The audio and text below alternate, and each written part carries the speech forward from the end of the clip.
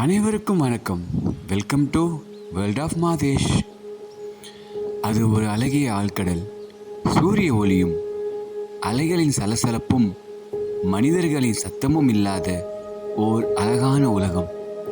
அவ்வுலகை ஆராய்ச்சியாளர்கள் ஆராய்ச்சி செய்து கொண்டிருக்கும் போது சுமார் 4600 அடி ஆழத்தில் அவர்கள் கண்ட காட்சி அவர்கள் வியப்பும் ஆச்சரியத்தையும் ஏற்படுத்தியது. ஆம், அவர்கள் ஒரு அழகிய ஆக்டோபஸை கண்டனர். அந்த பெண் ஆக்டோபஸ் சுமார் 160 முட்டைகளை ஈன்று பாதுகாத்து வந்தது. அந்த ஆக்டோபஸ் அந்த இடத்தை விட்டு எங்கும் நகராமல் தன் முட்டைகளை பாதுகாத்தே வந்தது. 4 ஆண்டுகள், அதாவது 53 மாதங்கள் அந்த பெண் ஆக்டோபஸ் அந்த இடத்தை விட்டு அசைவின்றி தன் முட்டைகளை பாதுகாத்தே வந்தது. இந்த 53 மாதங்கள் இடையில் விஞ்ஞானிகள் 18 முறை சென்று பார்த்தனர். ஒவ்வொரு முறையும் அவர்கள் கண்ட காட்சி ஒன்றே.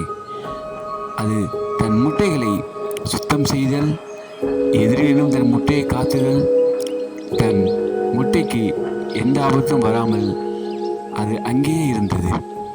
ஆராய்ச்சியாளர்கள் ரோபோட் ஆர்ம் மூலியமாக அந்த பெண் ஆக்டோபஸிற்கு நன்றி இறைச்சியை கொடுத்தனர். ஆனால் அந்த ஆக்டோபஸ் அதையும் வாங்க மறுத்து தன் ஒரே குறிக்கோளான தன் முட்டைகளை பாதுகாத்தே வந்தது. பிறகு 4 ஆண்டுகள் கழித்து அதன் முட்டைகளிலிருந்து அதன் குட்டிகள் நீந்தத் தொடங்கின. அப்பொழுது அந்த ஆக்டோபஸின் தோள்கள் சுருங்கின, கண்கள் மங்கின, உடல்கள் தோய்வின்றி இருந்தது. தனது குட்டிகள் நீந்த தொடங்கியவுடன் அந்த தாய் பெண் ஆக்டோபஸ் தனது இறுதி பயணத்தை நிறைவு செய்தது. ஒரு தாயின் சக்தி இந்த இயற்கையின் மிகவும் அற்புதமானது.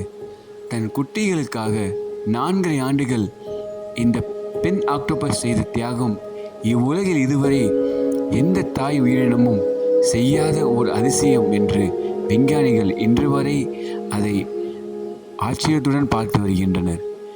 எனவே பதிவு இறுதியாக, இயற்கையின் சக்திக்கு நிகர் எதுவும் இல்லை, ஒரு தாயின் சக்திக்கு நிகரும் எதுவும் இல்லை என்று இந்த இயற்கை நமக்கு உணர்த்துகிறது. நன்றி, வணக்கம்.